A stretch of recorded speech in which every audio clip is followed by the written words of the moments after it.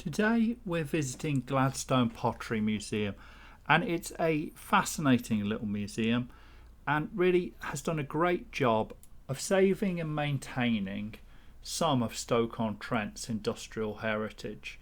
Now, as you can see coming through towards the museum, Longton, where this is based, has seen better days, and I mean no offence to the people who live there, but the industry's been absolutely decimated here. This was a town world famous for pottery, and there were 4,000 bottle kilns in Stoke-on-Trent. By the 1950s there were still 2,000 operating bottle kilns, but 1956 the Clean Air Act came in, and with good reason. Bottle kilns were estimated to be about 70% inefficient, so they were very heavy polluters, and when you have 2,000 of them, I spoke to someone who told me that the first time they went to Stoke-on-Trent they came over the hill, and between the hills was a carpet of black cloud, and it wasn't cloud, it was pollution. Now, how true that is I'm not sure, but they were very heavy polluters. So 1956 the Clean Air Act pretty much banned pot kilns, and as a result they went from 2,000 to 0. And today 47 of them survive. Now, although 47 survive, having travelled around Stoke-on-Trent a bit, I've got to say I've never come close to seeing 47 of them. As you walk down to Gladstone, there is a car park next to it, but there was a bit of an issue with the barrier when I went, so I parked in a back street. But you see the remnants of the industrial age. You see there are still some pottery companies hanging on. A lot of the production, particularly in the 90s, moved abroad. Wedgwood moved pretty much out 99% of their production to Indonesia, and a lot of pottery now is made abroad. And a pottery's, I think it's fair to say, is in many ways never quite sprung back, because this was a single industry town with an immense reliance on a world famous trade which died overnight. Now, there are electric kilns which are much more efficient and or very low polluting, and around here, hidden in some of these buildings, are still surviving pottery industries, but you can see there's more closed than open. This is the Pottery Museum, Gladstone Pottery Museum we're coming up on. It's actually a combination of two works. Gladstone was the last works to be open in Stoke-on-Trent using pot kilns, and when it closed the council did a great thing. They saved it for the nation and for the people of the town. But this was the Roslin works. You can see these pot kilns here. Some of them are a bit hidden. They sort of just look a bit like a chimney. But if you look at the shape of the chimney, it's not a straight up chimney like you'd expect in a normal factory. It's this bottle kiln. It looks like a bottle. If you watched our video on Coalport China Museum, you'll have seen the exact same thing. Because bottle kilns weren't just in Stoke-on-Trent, but they were very closely tied to the pottery industry, and this is the best preserved I've seen, and the best example where they really explain the entire production process from start to finish. But we're walking around the back here. You can see pretty well maintained, a whole series of kilns. The museum's open only part of the year because it's actually used for the Channel 4 series, I believe it is, the Great Pottery Throwdown, and there are a few pieces from that. But the rest of the year it's open. It's quite reasonably priced, about £8. All the details are on the description of the video. But if you're at all interested in pottery or Britain's industrial heritage, this is a great museum to visit. Just check that it's open. Now, you see this building here.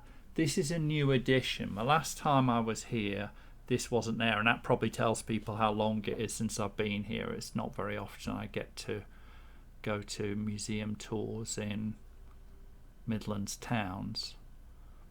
And there you might recognise Gladstone, the great man himself that the works were named after.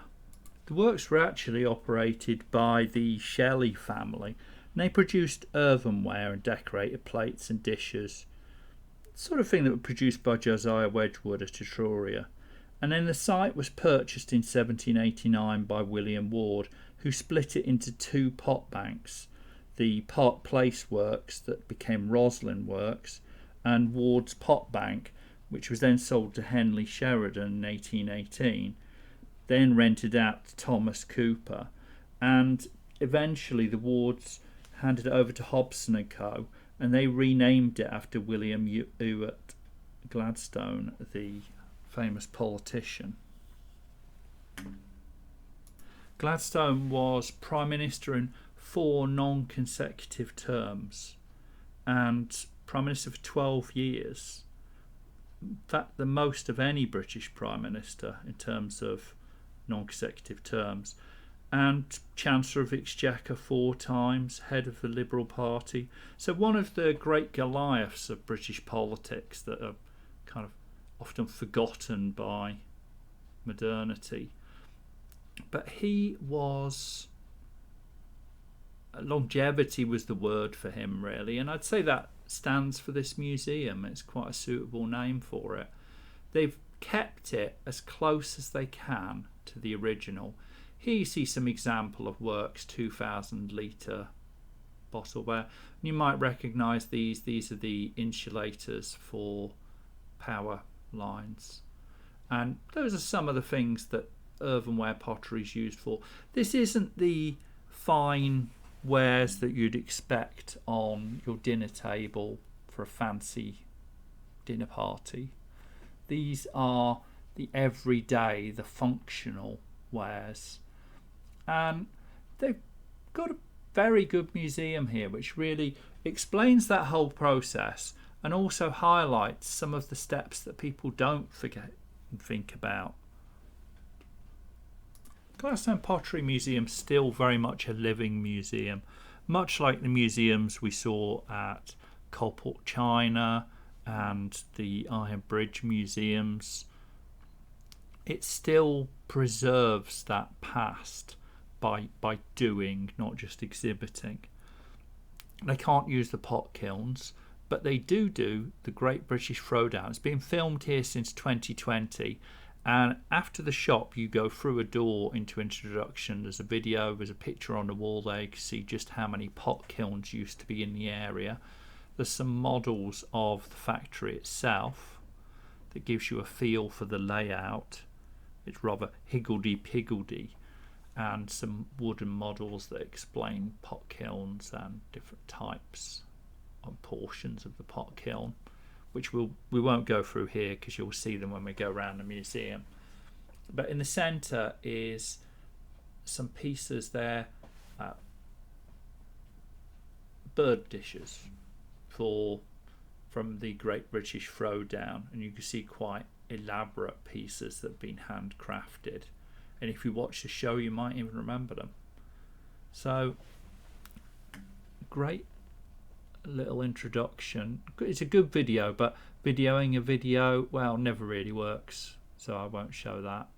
And also I think you should come and see it if you really want to see the museum. It is excellent.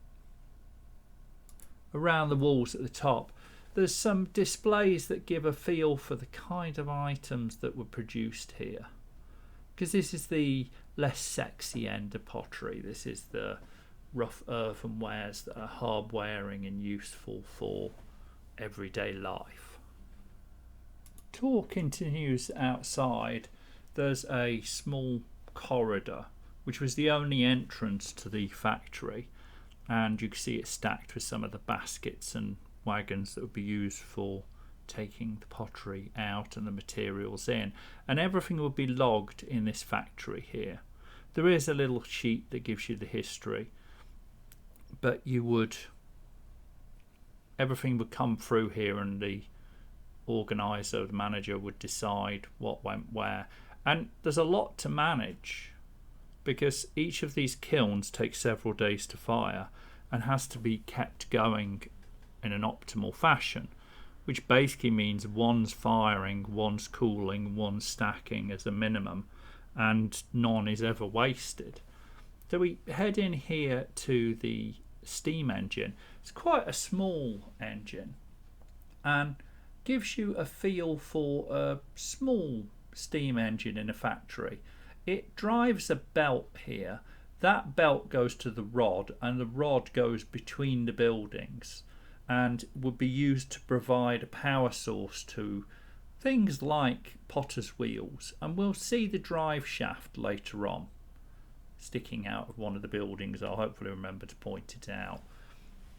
But this slowly chugs away and provides some power. You don't really get to see it in use here, but there's a good explanation of the piston, and you get a feel for how the engine would have been used and how the piston compressing and exploding causes the wheel to turn and therefore gets a circular motion. It's quite well explained there. If you've watched our video on the first one on the Science Museum, we show some of the most significant steam engines in British history, and they're very much larger, but very well explained. You can see there the centrifugal governor, the two weights which they spin and maintain balance as the engine runs. Under those two balls there's two valves, and one provides prime mover and one regulates the flow of working steam so that you don't get too much pressure build up. And here there's obviously it's artificial, it's not real, but you can see what the furnace would look like, and a series of tools used for turning and drilling. Tools you'd see in pretty much any workshop, not particularly pottery related, but they did have their uses, and we'll see the Saggars and the Saggar making shortly. Probably the best explanation of them I've seen. In fact, we'll head over now to the Saggar making, because that's really the start of the process. You have to have Saggars to put the pots in, and Saggars they're actually much older than I knew. Recently was at the Wiltshire Archaeology Museum, and there'll be a video on that coming up shortly, and was really surprised by Roman Saggars. Now they were quite different to those today, but here in the pug room there was a series of Saggar makers, and there's the drive shaft that I promised to show you. So that would go through and provided energy to any machinery. But Saggars came in all sorts of shapes and sizes for different types of ware. They're a very rough, hard firing clay, and they're predominantly an open topped, think of it like a bucket shape, and they can then be stacked so that all the load and pressure is taken by the Saggars. And the Saggars are disposable. They're used a number of times, but they don't work forever. After a while they get rid of them. Now there'll be a bottom knocker up, who is the entry level person who would make the bottoms for the Saggars, and then there would be Saggar makers who carved the different shapes using these wooden molds, and then they would, as each Saggar maker provided the sides of the Saggar, the bottom knocker up would provide the, see I didn't make the term up, the bottom knocker would hand it over, and they would roll the mould onto the flat pieces of clay that had been made, and then they would use slip, which is wet clay, as a glue to push it together. And there was a level of skill in making a Saggar. The bottom knocker earned a pittance. The Saggar makers earned about 5 times as much as him, and then there would be a master Saggar maker who made considerably more and was actually a skilled artisan. Effectively, they'd be earning about 10 or 20 times what the bottom knocker earned. So the only way to move up in this workshop was when someone retired or died. So you could work many years to get to the top, and those at the top actually were quite wealthy for this area. Now there's an explanation of the roles of women in the potteries. There's always been a lot of women working in the potteries. It's very much a skill based. There's an explanation of the wages here and the types of tableware, the whole process flow, and it begins with these saggars to put the pots in. So not the most exciting part of pottery production, but if you don't see a saggar at a pottery museum, then it definitely has no pretensions of being a working pottery museum. And here is a very wide range of them. It's made from a different type of clay, a much rougher clay that's actually shipped into Stoke-on-Trent to make these. But yeah, I really enjoyed this Saggar room, and do check out the video on the Wiltshire Museum probably next week. Moving next to the room is a workshop. You see here a potter's wheel that was hand powered, so a woman or a child would stand spinning this wheel. Spinning the wheel would move the rope. The ropes went through some pulleys so that they converted that into a horizontal spinning, and the pottery would be thrown on the wheel. There's actually a lady was giving demonstration of throwing a pot, and I'll give you the whole pot throwing process of how she throws and shapes a vase, because it's quite fascinating. You used to see it a lot more in pottery museums, but now it's not really as common. And in truth, the majority's moulded. You see those plates there? Those plates are not thrown, and they haven't been thrown for a very long time, hundreds of years. They've been moulded since the days of Wedgwood. If you see the video on the Wedgwood Visitor Centre that we went to, well, almost a year ago, one of our first videos on this channel, you'll see no throwing of pottery but a lot of moulding. So here these vases are all thrown. In the back you can see a plate which has been made by hand. These are moulds, so you throw or mould a teapot or a teacup, you need teacup handles, so that's teacup handle mould. And here you have a number of moulds to make tiles or cameos which have more elaborate shapes. There's an explanation back there of the clays. Here's a potter's wheel where you throw the pottery, and these are all pots that have been thrown. Now it would be important to maintain the same amount of clay for each one, so they would have weighed it, but she kindly gave us a demonstration and let me video it, so I'm going to show you her throwing a pot and try and explain it as best I can. Here's a modern potter's wheel that's electric powered. So the first thing you have to do is there's water in the bottom of that bowl, so you have to get the dish that spins with the clay a little bit wet. Then you get a ball, cut it with cheese wire from a large block of clay, get the weight and size, and then manually roll it into a ball, and that ball can then be shaped.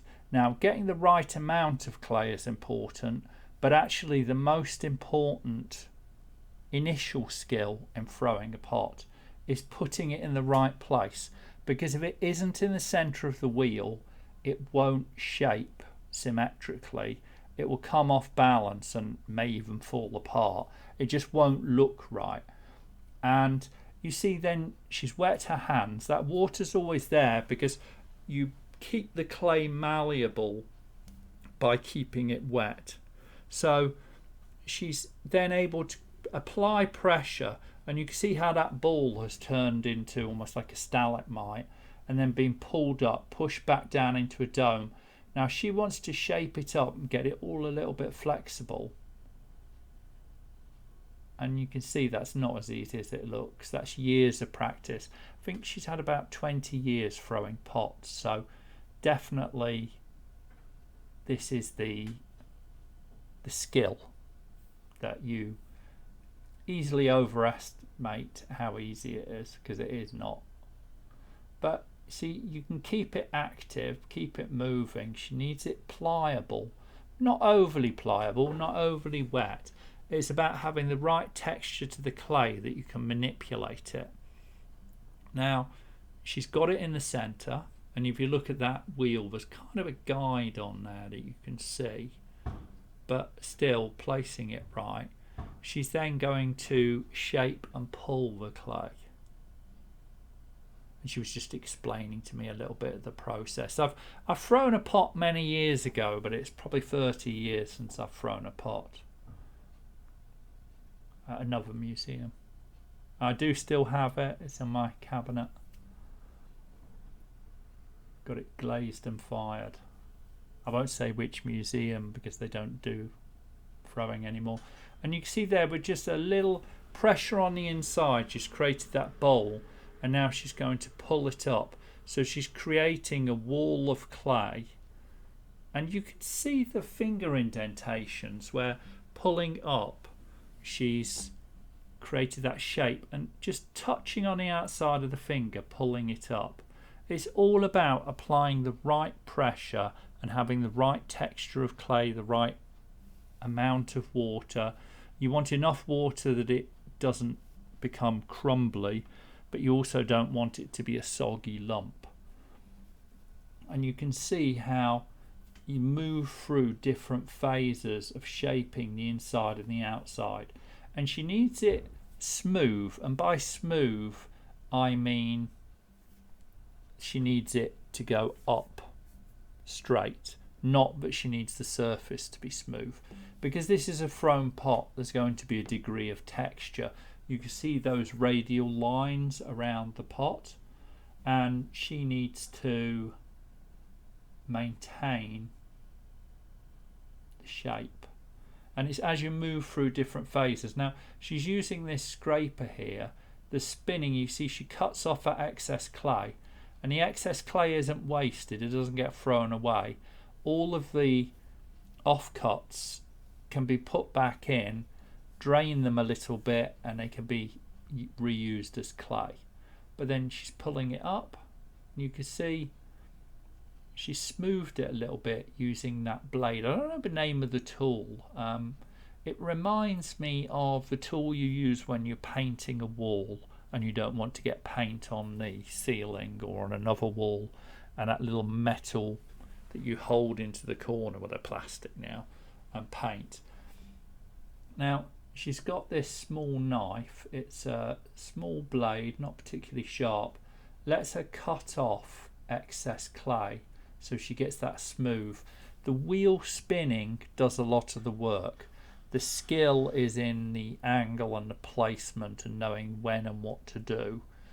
The actual cutting and shaping happens from the spinning. She pushes out, she uses that spinning to create a symmetrical shape. And you can see now she's pulling out the lower part of the vase. So the shape is always changing. She's introduced the hole in the middle.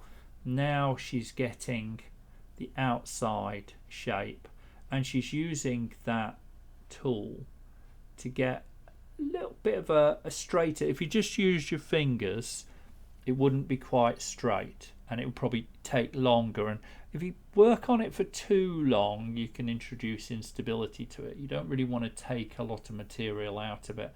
Now she's creating the lip, just gently bending it over and applying a bit of pressure. You see how the clay curves, and she's pretty much got a thrown vase. And you see how that lump of clay turning into a ball of clay turns into this beautiful earthenware vase. It'd be very hard wearing, especially if you glaze it. And in front of her you can see the example she's already thrown. When you take it off the wheel, there's still a lot of moisture on and in the clay, so you then need to air dry it for a day or two, and then it's biscuit clay. Then you fire it at high temperature, and then you can glaze it. You can do multiple firings, but you take the wet clay, shape it, dry it till it's biscuit clay. It has that almost volcanic texture to it. It's a dry, rough, but it's still porous. It will take in water. You can't put water in that. It will just seep through it. And by firing it to the right temperature, you can get the correct texture to the clay. But now, after it's been fired to about 1000 degrees, you see the firmer ones. Here she's showing how this can basically be broken back down, still reused because it's got imperfections. And you see one now with a lip. You can actually create a jog lip manually with that wet clay when it's still malleable. But then you glaze it. You see the shiny one there? It's dipped in a glaze. And if you look at the bottom of a plate or a vase, you'll often see a ring that isn't glazed. And that's because that's the bit that sits on the Saggar when it's fired in the kiln.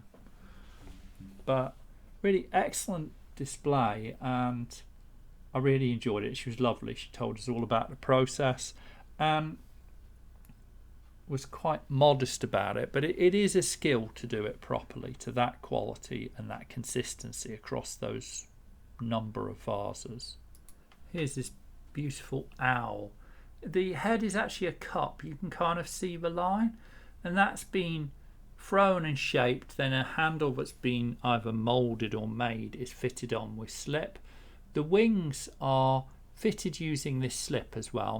This is slip. It's wet, soggy clay that when it dries slowly in the air, the moisture comes out, the two pieces of pottery form together, and the wings are made in a mould and just fitted on with slip, moulded to the shape.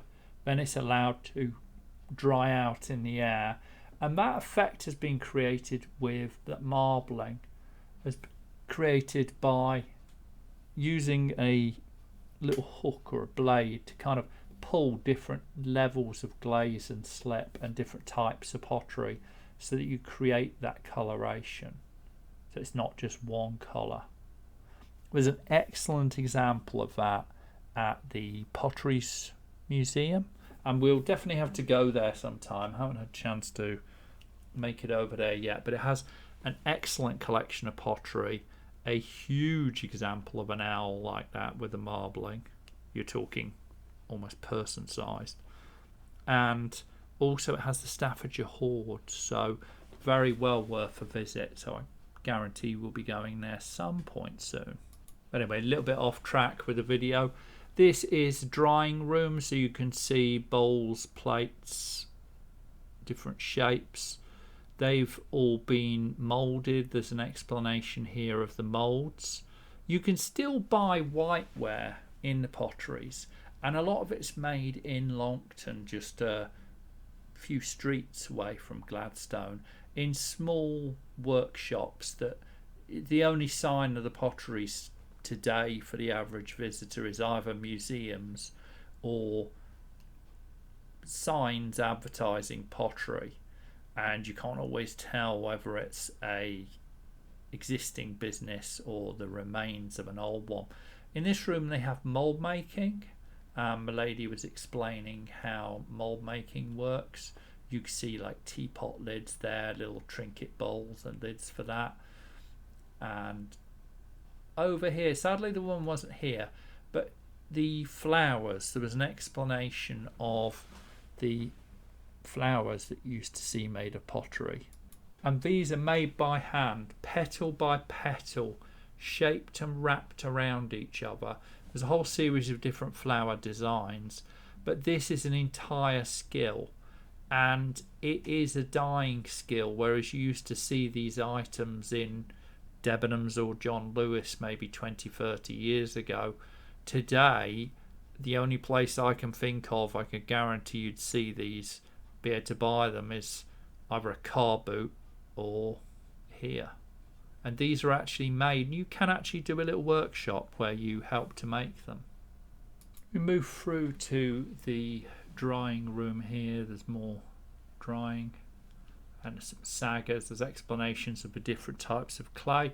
Machine on the left for rolling clay. These are moulds for plates. And you see the boards. These boards can be lifted and carried. There was a Saggar stacker would carry the pottery on a board. So they'd have a board on one shoulder stacked with crazy amount of pottery in Saggars, and they'd take it out, hand it over, and then professional stackers would stack the Saggars within the kiln to make sure that it was fired evenly and thoroughly, because pot-fired pottery is useless.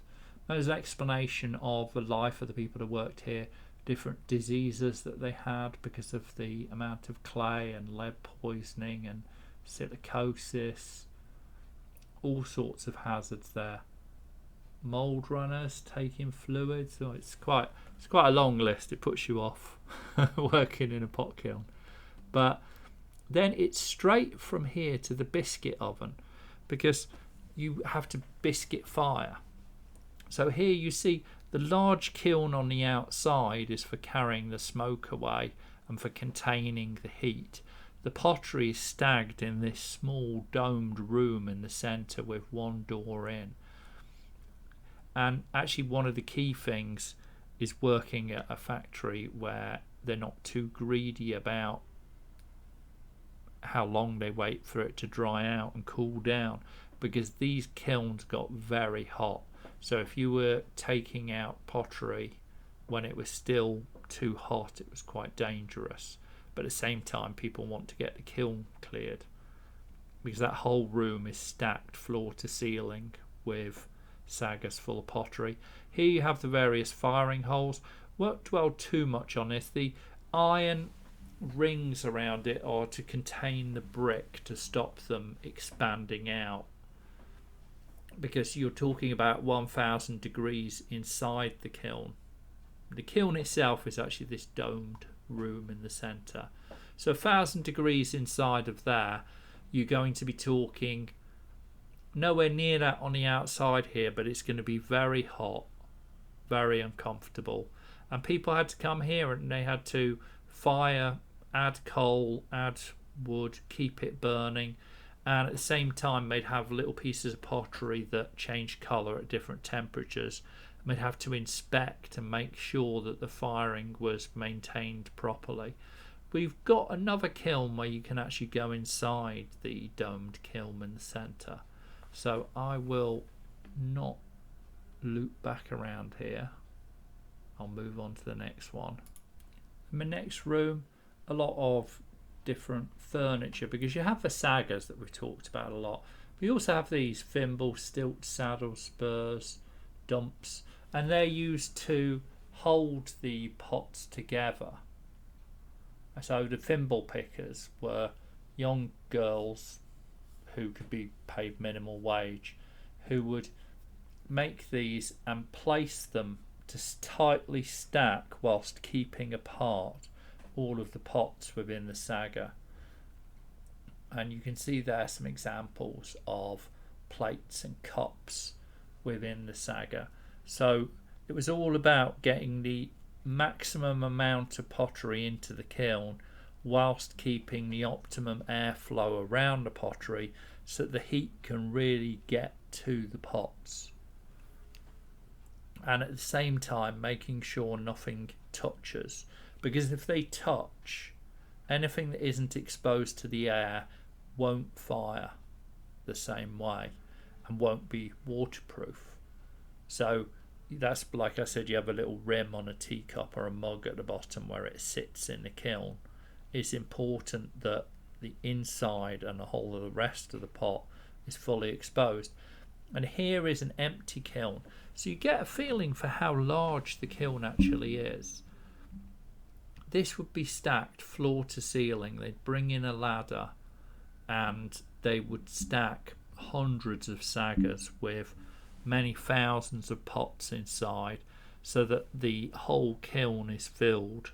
So you have to maintain a process flow, that you're producing the right amount of everything, that you're not having wasted space in the kiln, which increases the cost of the firing per item, and at the same time you're not having stacks of items outside. So it's very important they maintain this flow, and the factory's really worked pretty much full time to ensure that flow.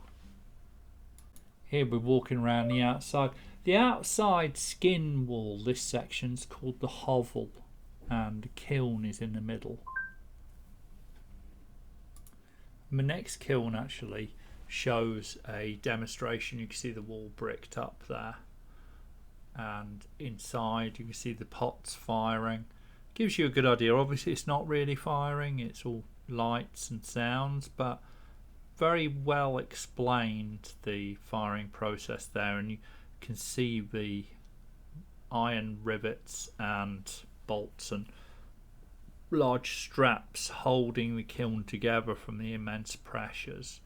And you can make out firing bricks there now and again that you can pull out to check how the process is going. And it's inside be very dark, very hot, very uncomfortable, and people had to come in and shovel coal and really keep the furnaces blasting. And there's what the coal would look like when it's burning. Imagine standing next to, if you have a gas fire in your home or a wooden fireplace, imagine standing right next to it all day long. That uncomfortable prickling heat. That's what working in one of these would have been like. Back outside, there's two wagons that would have been used for bringing in and out pottery and materials, and it gives you a feel for the sort of pottery wagons. If you look at our video of the Museum of Rural Life in Reading, you see about 50 different wagons of different types and design for farmers, and very varied, and it is a slightly different, unusual shape, these two that you see here. But we're going to head up to the museum area where there's more exhibitions. You can see they've made maximum use of, unfortunately this room was closed, but really something about key being on the table. Really, you can see it's an excellent museum if you're at all interested in the Industrial Revolution or social life or the pottery manufacturing. There's a whole different number of pots here, some very old from the 1400s and 1700s. Probably someone watching this video will have had the willow service, and we're going to see an updated willow service in a little while. Different designs of plates and pottery, and some majolica there. We're going to see a piece of majolica, well, more than one.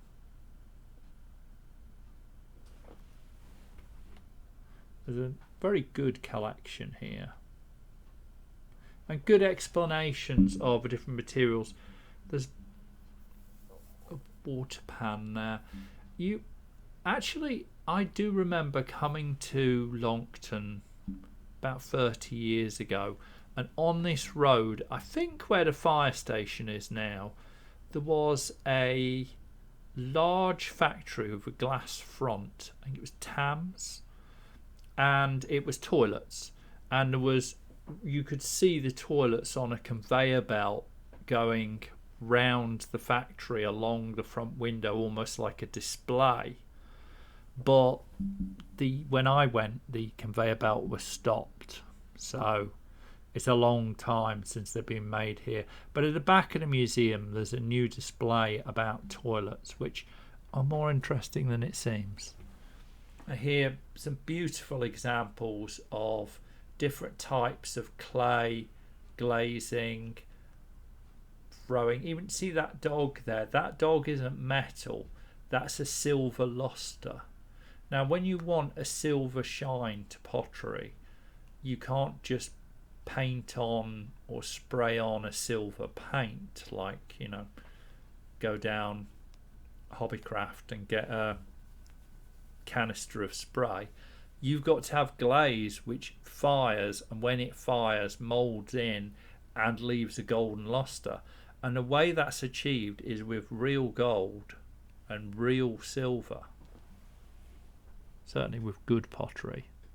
And in this room they explain the way that the paints were mixed, the way that metals were introduced to them. Obviously gold's expensive. You want a gold strip around the top of your nice little teacup when you put your pinky out and drink it, but you don't actually want to spend a huge fortune. Here's the lithographs. So some are painted, but a lot of designs are done using stickers, and the way they're made is lithographs. So they would get stone and they would carve the stone in a reverse, put ink in that, run it through that press, and then transferring that to a kind of paper that can be put on the pottery and applied wet to the glaze, and will melt into the glaze. So you just slightly reopen the texture of the glaze so that it can absorb that colour. And some examples of colour patterns where you can see they have to test fire, because a bit like when you paint your wall and you think that's not the colour on the tin, and then when it dries it comes a lot closer to the colour on the tin. It's a bit like that with pottery, that glazes on pottery don't come out how they look. You have to experiment and test them first. And here's a whole bunch of the old tubs of powder for colour that would have been used to create the colours for decoration and pottery. And here a whole selection of swatches where they've been tested and trialled, and you can see some patterns that have been made with them. Really beautiful example. And if you like that, definitely check out our Coalport China video. Then we're through to the offices. Obviously you've got about 40 or 50 staff minimum working here full time, and there's a lot of pottery being produced, a lot of materials being used. You need a showroom to display to potential buyers, and you need to do a lot of paperwork to make sure that they're not wasting anything. It's just like a factory today or a business today. You need an accountant to make sure that everything's balanced. Here's a plate that was made for Stoke-on-Trent. I believe it's for the 100th anniversary of the city of Stoke-on-Trent. City of Stoke-on-Trent is actually quite a new invention. It's formed 1910 from Federation of 6 towns. You've got Hanley, which is the main shopping centre. Then you've got Burslem, Tunstall, Longton, Fenton. And Stoke-on-Trent, Stoke itself is a small town in the middle of... If you've seen our video on Wedgwood Visitor Centre, we ended it at the Minster in Stoke, where Josiah Wedgwood's buried. And we're heading down to the back of the factory. You can see a whole series of outhouses and storehouses, and this new building flushed with pride. But maybe we have a little look in the gallery first. Around the side you can see, I don't think this is meant to be looked at, you can see the doctor's house, and there would have been a need for medical care and people weren't rich, so there's a doctor's surgery here, and you can see those pot kilns there belching out pollution. So round the back was a doctor's surgery, and he lived upstairs. He had, this is his office. In many ways it looks like a modern doctor's surgery, just with a few more decorations and Here's the waiting room. Please avoid spitting.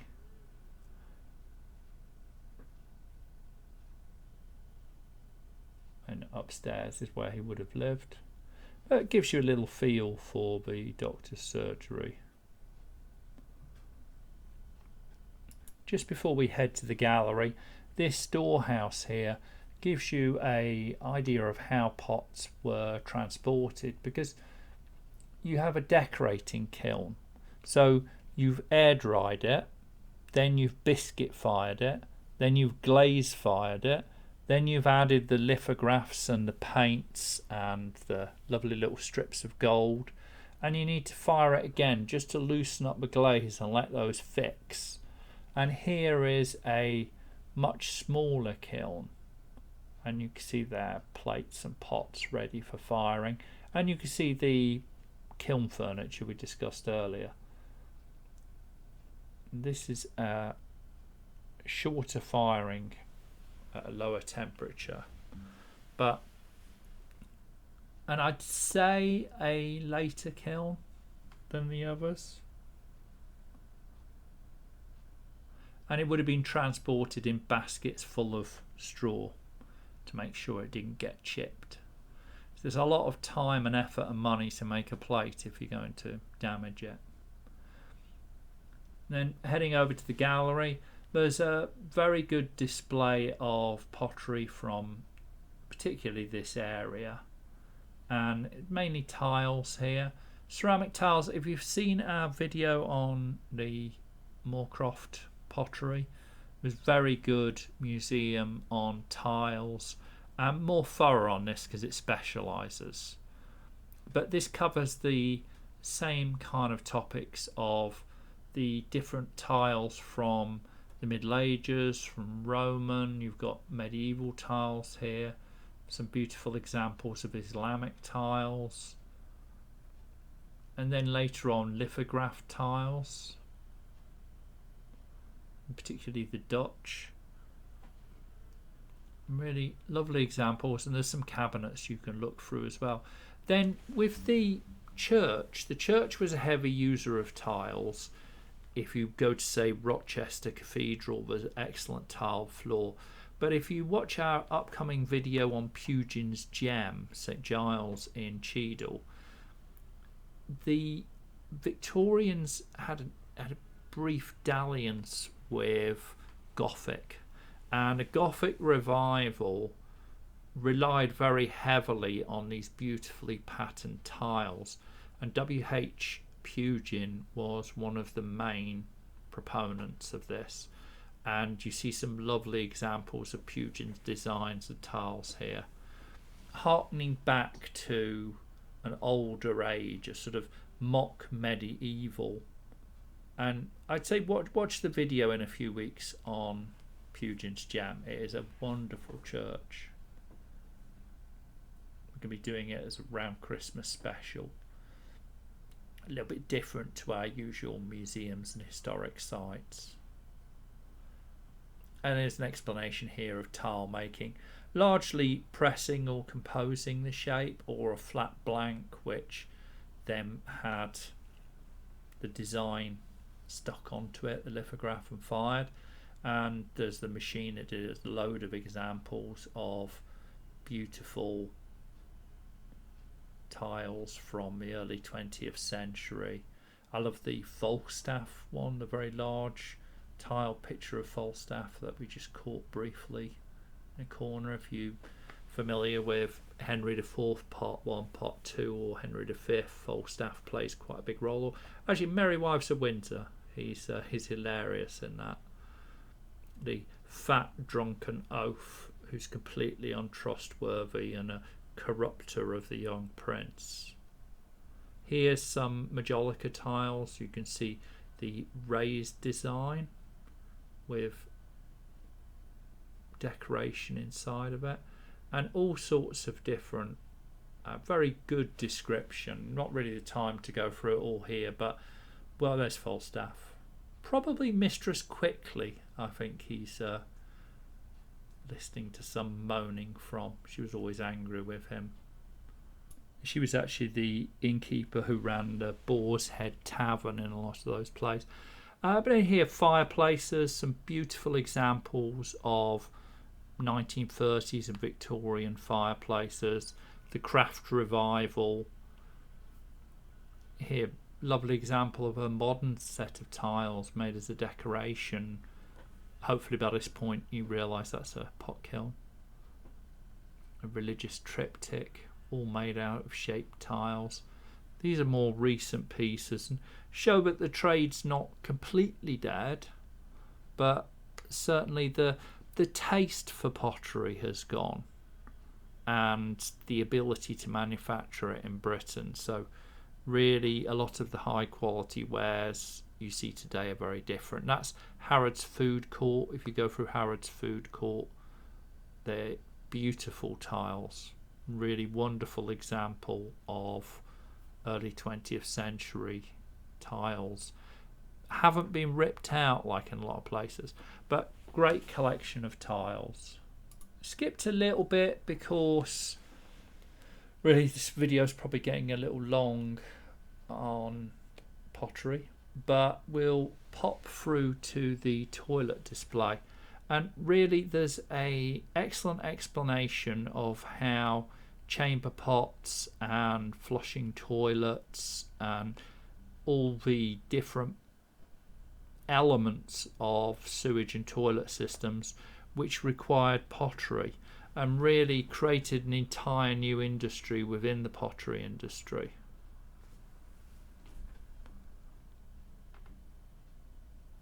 Here's a reconstruction of an outdoor lavvy. This is what the workers at Gladstone would have had to put up with, and well, it doesn't look very nice, does it? But this had a different industry. There was the night soilman who'd come and collect the night soil, very nice way for saying you know what, and would then use it as fertilizer. Here's some examples of houses that people worked here would have lived in, little street scene, and then a whole series of different toilets, from modern day toilets to Elizabethan, and different types of chamber pot and washing basins, flushing toilets, and different mechanisms for making them flush.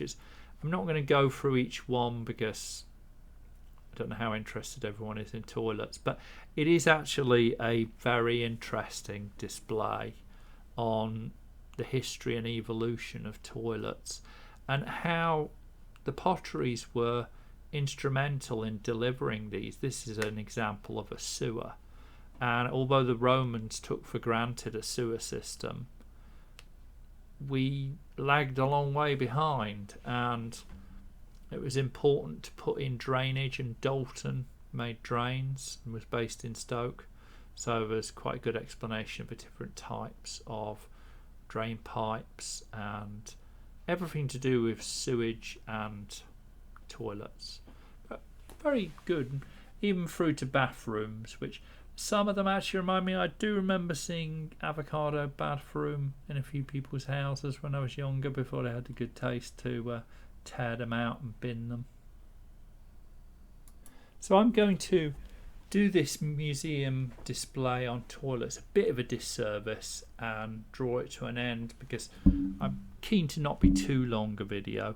But I hope that you've enjoyed this, and that this makes you want to go to the Gladstone Pottery Museum, because it really is an excellent little museum, and as you can see, a lot to see and a very good explanation of the whole process of pottery manufacturing, the series of different skills that were involved with pottery manufacturing, and the wonderful wares that were produced. So please do like and subscribe. It really does help us. It makes sure that you see next week's museum, which is, I think, a very interesting one. I didn't know about it until very recently, found out by accident, and was very pleasantly surprised. So please do like and subscribe, and come back for next week's museum tour, which I promise is one you've probably not heard of and wish you'd been to.